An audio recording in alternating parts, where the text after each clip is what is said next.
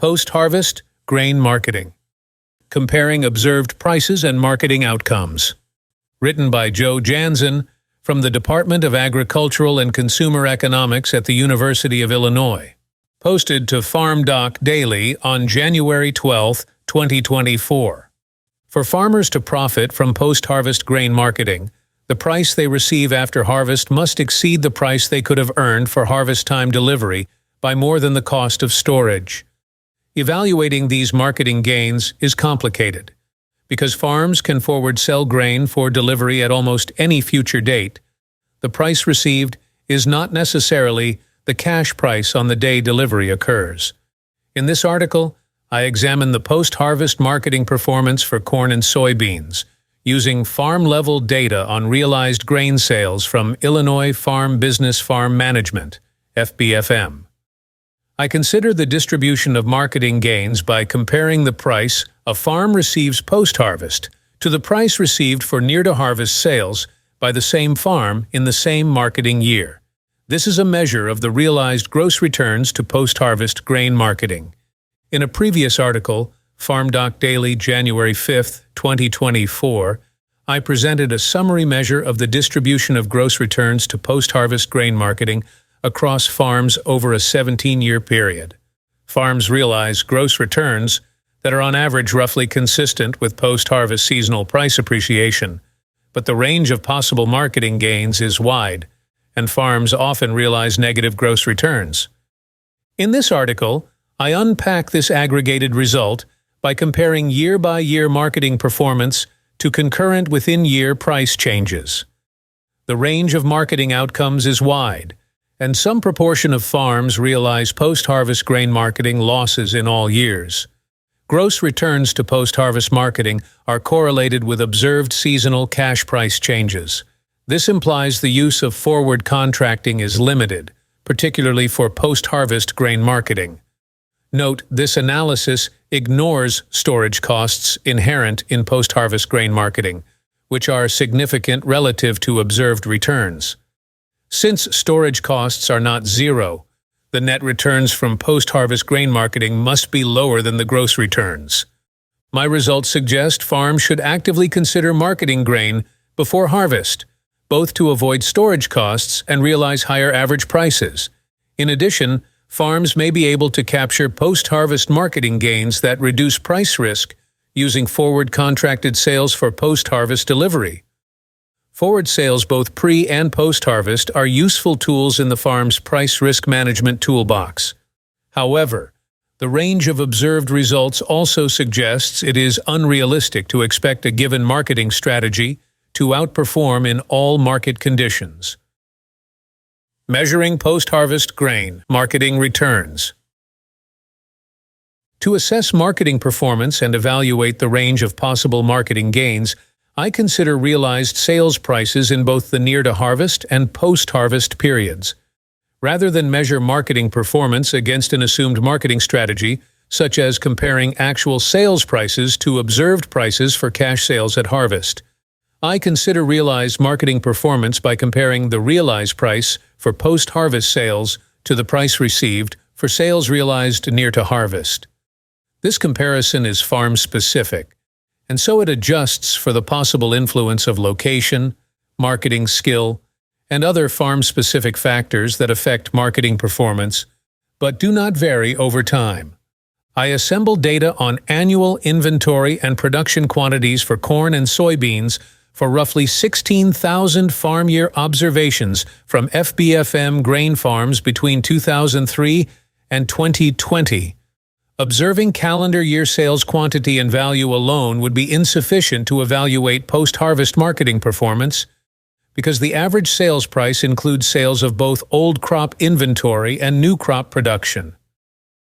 However, Illinois FBFM also records the quantity and value of what it calls old crop and new crop sales. New crop sales are sales of current calendar year production realized prior to the end of the calendar year. I call these near-to-harvest sales. Near-to-harvest sales are realized in the sense that delivery is made and revenues received before January 1st. Commodities held in on-farm storage and unsold, those delivered into commercial storage where ownership is retained, and those held in any location but forward, contracted for delivery and transfer of ownership on or after January 1st, are old crop sales for the next calendar year. I refer to these old crop sales as deferred sales. I measure the gross return to post-harvest marketing as the percentage difference between deferred and near-to-harvest sales. This is a gross return, in that it excludes any costs associated with post-harvest marketing, including the physical and opportunity interest costs of holding inventories.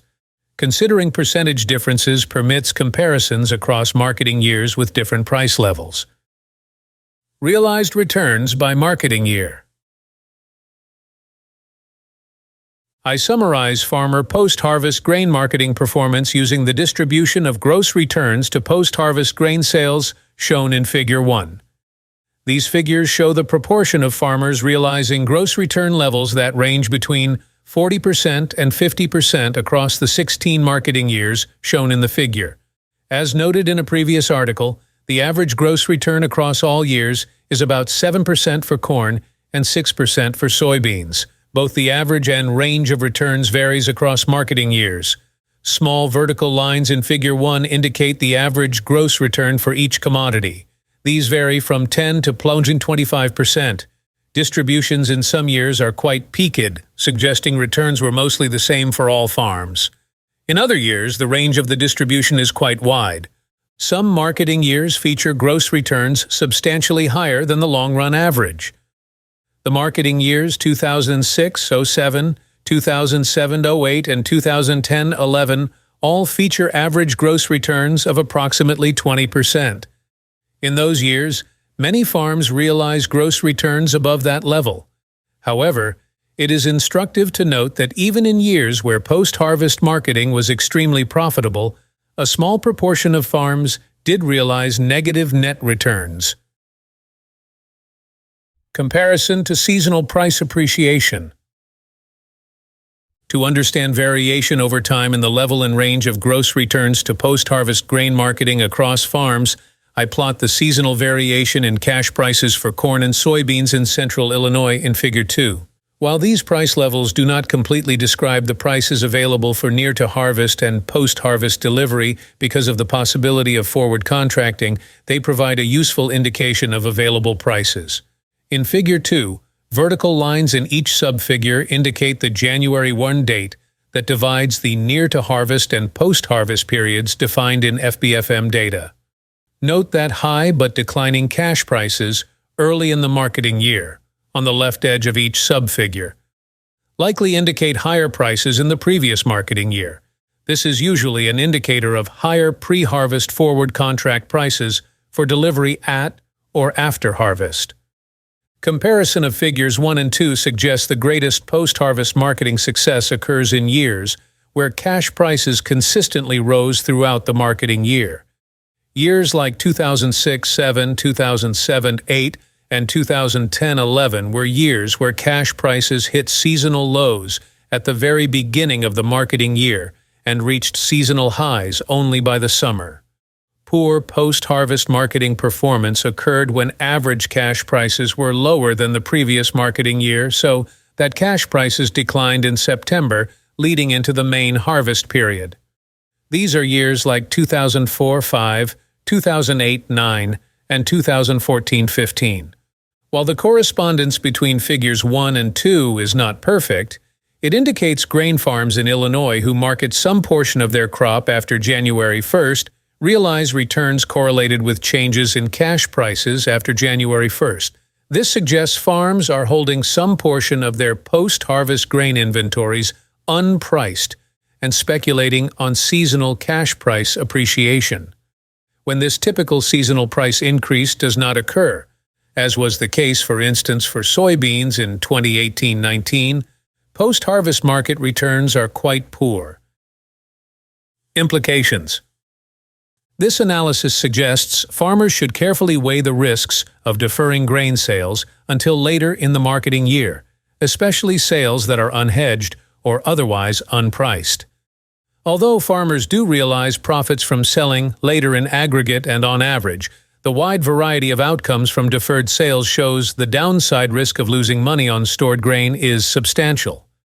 Farmers can manage this risk by actively marketing grain before harvest and secure gains from deferred post-harvest sales through forward contracting, i.e., selling the carry present in futures and forward bids. However, the correlation between returns and observed cash price changes suggests many farms are holding unpriced inventory after January 1st each year. I recognize this analysis benefits from hindsight. All measures of marketing success are after-the-fact evaluations of decisions that were made in the presence of uncertainty about the profitability of different marketing strategies. However, the range of outcomes observed among these farms suggests grain marketing is a major challenge for all farms, and farmers should not expect a given marketing strategy to outperform in all market conditions. Acknowledgment. The author would like to acknowledge that data used in this study comes from the Illinois Farm Business Farm Management (FBFM) Association. Without Illinois FBFM, information as comprehensive and accurate as this would not be available for educational purposes. FBFM, which consists of 5,000-plus farmers and 70 professional field staff, is a not-for-profit organization available to all farm operators in Illinois. FBFM field staff provide on-farm counsel along with record-keeping, farm financial management, business entity planning, and income tax management. For more information, please contact the FBFM office located on the campus of the University of Illinois in the Department of Agricultural and Consumer Economics at 217-333-8346, or visit the FBFM website at www.fbfm.org. Enjoyed the insights? Hit that subscribe button to join our community and never miss an update from FarmDoc at the University of Illinois. Dive deeper into agricultural economics by watching more of our content right here. And for comprehensive articles, visit us at farmdocdaily.illinois.edu.